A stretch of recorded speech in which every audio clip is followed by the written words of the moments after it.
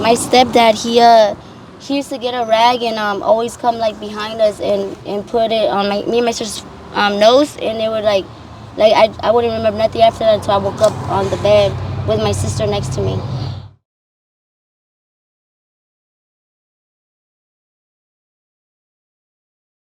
All right, welcome back, everybody. We're back in sunny Hemet, California, and we're here with Kenya. How you doing, Kenya? I'm doing pretty good.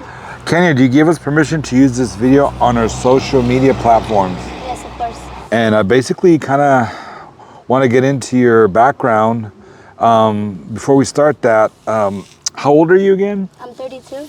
You're 32. You look very young, by the way. Thank you. You have a very pleasant smile. Thank you. You're going to tell us your story, but you're currently living in your car. Yes. Which is a very dangerous place for a small young lady like yourself. How tall are you? I'm 4'11". Yeah. Yeah. Very dangerous place for you. Hopefully you can get out of that situation soon. Yeah. I mean, I actually feel safer in my car than before I had my car. I had friends that would let me stay, my own friends, and just because I'm homeless, like I've gotten like, you know, harassed, like just to take a shower. You know, I've had people like try to go in there and say, you know, that they have to be in there just because I'm showering there and they're letting me shower there and to give me food. So having my car is probably the safest place because I'm just like, it's just me and I could just figure out a way how to go take a shower somewhere or have something to eat.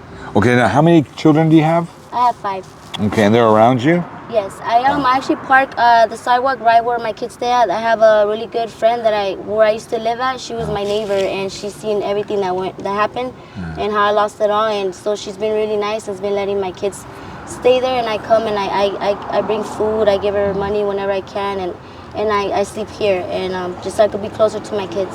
Okay, all right, Kenya. Were you born in Kenya? No, I was born. Where were you born? In TJ. In TJ. I was just in TJ a few days ago. Oh, really? Yeah, I was getting my my car looked at to do some interior stuff inside. So yeah, I always go to TJ for that. Okay. So you remember TJ? I don't. Well, I have one memory that my grandma actually can't believe I remember, and we were in a 2-story house, and it was raining like for the past 3 days, and it got flooded all the way to the second floor, and we had to like leave our home, and that's when we came out to California, and my grandma was like, "How do you remember that memory? You were only 1," and she said like that was in TJ. I was like, "Oh wow!" So I guess that's like the only memory I have. Okay, and then the rest of the time you were raised where? In San Bernardino. I grew up in San Bernardino. San Bernardino. Okay, can you describe to us your childhood? Just like, were you raised with both parents? No, my dad, I never knew who my dad was. My mom had told me like 3 different times that there was 3 different men that were my dad, but I never felt that connection. They never really wanted to be on the phone with me or anything. And then so my mom, she never raised me either because she was always like a drug addict. And she struggled a lot, so she would lose us all the time. And she was in fake, you know, we went through starvation, we went through a lot of men coming in the house and, you know, being molested. You know, I had guys outside my window jacking off, just looking inside, like, you know, and these were all my mom's friends. And so I have a fear, like, for men sometimes, you know, due to that, but only because I get scared that something's going to happen or something. But it was a pretty rough childhood. My sister, my older sister, she's 3 years older than me, but she's basically like my mom because she used to cook for me. I remember being on a stool and trying to make me something to eat because I would be shaking and starving. Like, you know, my nose would go bleeding because we wouldn't eat. Sometimes we would have to wait to go to school the next day just to eat. I remember that one of my mom's friends, I was already like about like 13 or something, and they were like, she was yelling at someone, and then when I got up to go look, they were like pushing him out the house, and then one of her other friends were like, he was just outside her window, he pointed at me, he said I caught him jacking off looking inside her blinds, and I was laying down going to bed. And masturbating so, over you, the child? Like, yeah, but the window, like outside of the window looking inside my bedroom. Yeah. And he's the same guy that tried to give me a hand cane drink one time, and I thought it was just like juice, but it was actually a beer. So like these guys were really like. How old were you? I was 13. But you said you remembered when you were a little toddler too? Yeah, when I was a little baby, like I was in diapers because I was drinking a bottle, and my mom was somewhere in the house with her other friends, and there was this one other friend that was like supposedly watching us in the living room, and I was watching a cartoon drinking my bottle, and he had his whole hand like inside my diaper, like through the back. Oh, I'm and sorry. and that's like a memory I remember like really, really good. Like, You remember that? yes. And did you say something about someone medicating you? Yes, my stepdad, he used to get a rag and always come like behind us and put it on me and my sister's nose, and it would like I wouldn't remember nothing after that until I woke up on the bed with my sister next to me. Okay, your sister was older. Yeah, she was 3 years older. Maybe he didn't want you to say anything. Yeah, I have a big belief because I asked my sister like if she thinks that we were raped, and she says that when she had sex for the first time it didn't hurt her at all, and when I had sex it hurted me a lot. So I'm like, maybe he just didn't want me to tell my mom what he was doing, and that's why he would put me to sleep so I wouldn't be a witness to it. Wow, you poor thing. You've been through so much. Did you get counseling for any of this? Or? Actually, yes. When my kids were taken away from CPS, that was one of the things I had to do, and it was actually one of the things I did last because I'm very like I don't like to talk about anything. I hold everything inside. Yeah. So they told me that they think I really should take it, and I did therapy, and I did also trauma. And it really helped. They actually believe that a lot of the trauma, like a lot of the depression and trauma I have is from my childhood. Yeah. So what was your experience with CPS? Was it a positive experience? Yes, I mean, at first when they came in my life, I really was mad because I love my kids, and so it really hurted, but I understood what they were coming from. You know, drugs is not good. You know, that's one thing I never wanted to do because of my mom. You know.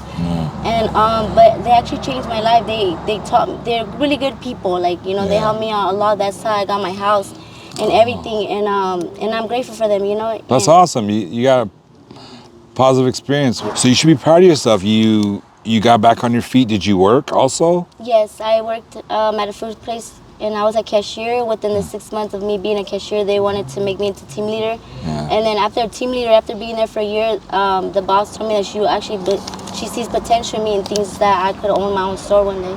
You can. And then you relapsed.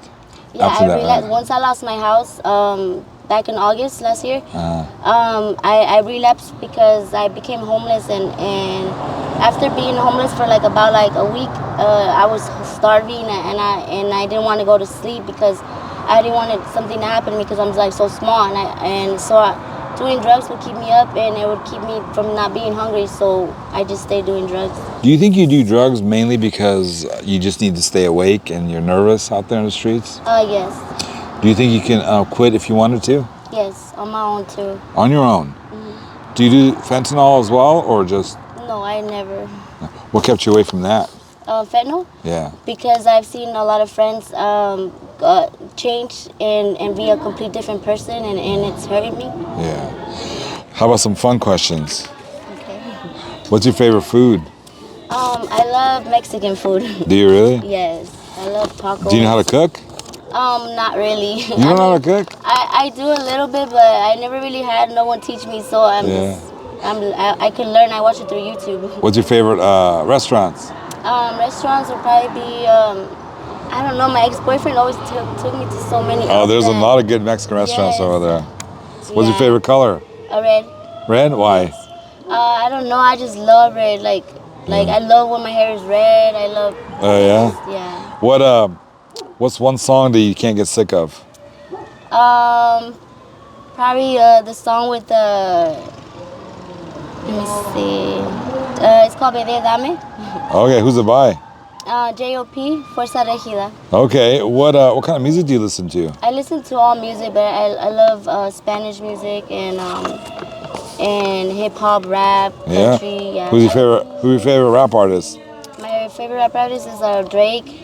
Drake. And who else? What about Bad Bunny? Oh my God, Bad Bunny, yes. Everyone's crazy about that guy. Yes, I'm gonna get his face tatted on me one day. You're gonna get his face tatted on you? Where? What part of your face? No, his face on me one day. Oh, on your body somewhere? Yeah, somewhere. Okay. What about, you said you like country too? Yes, I like country. Who do you like in country? I really don't know the names. I just the songs. You like the songs, like, a lot of the songs my kid's father has dedicated me, and it got me into it.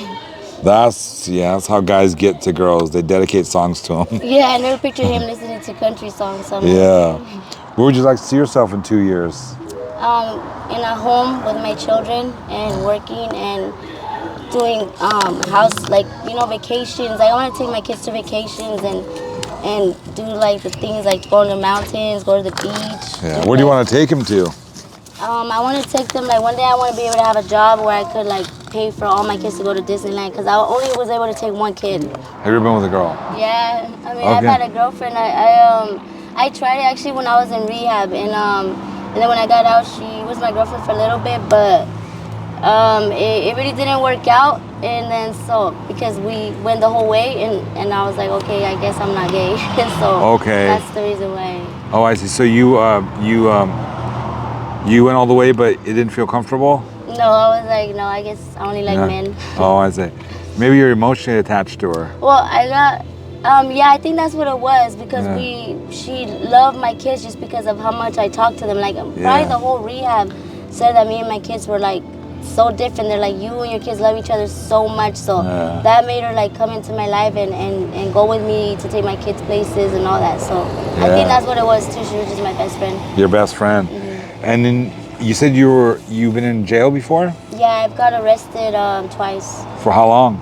I got side release right away. The first time I was panhandling, and I didn't know that was illegal. I needed one more quarter to buy cigarettes, and I asked someone outside the store. And what city is that in? Here, actually, they were pretty rude, the cops, but I didn't know that was illegal, so I told them I just needed one quarter, so they just both, like, the cops just got in front of me, and they took me to jail, but I got side release. Oh, that's it. You never been to prison or anything? No, I never went to prison. Okay, does that scare you? Yes, it does. So hopefully you can get cleaned up and get off the streets here. Yeah, I don't belong in jail, because you don't belong on the street. You don't belong in a car, girl. You know, you should do when you get all fixed up, you should do a YouTube channel. Oh, really? Yeah, and then become a therapist. My kids always wanted me to do that, all of us, like, just our life, because our life is so interesting. It is. You can just start one right here in Hammett, California. Yeah. So a YouTube channel with your family, some wholesome stuff you guys do? Yeah. You have any animals? Yes, I have a dog named Tyson. I love him.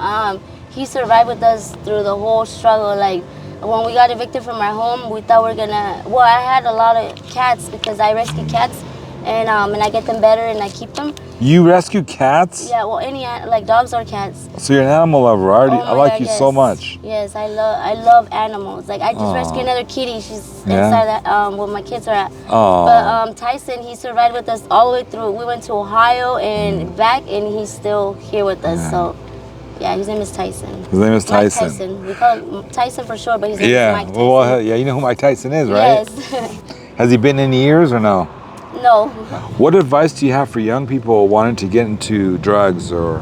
It's not worth it. It's it leads you to prostitution. It leads you to like toxic relationships, and you don't really go anywhere. Like, you just stay in that same position like always, and you don't go up. It's not worth it. Yeah, Hammett has a lot of that. I didn't know it was this bad. It's like at nighttime, it's like zombie land. Yes, I know. It gets scary at night in my car. That's why I boarded all up. Yeah. Well, I wish you the best.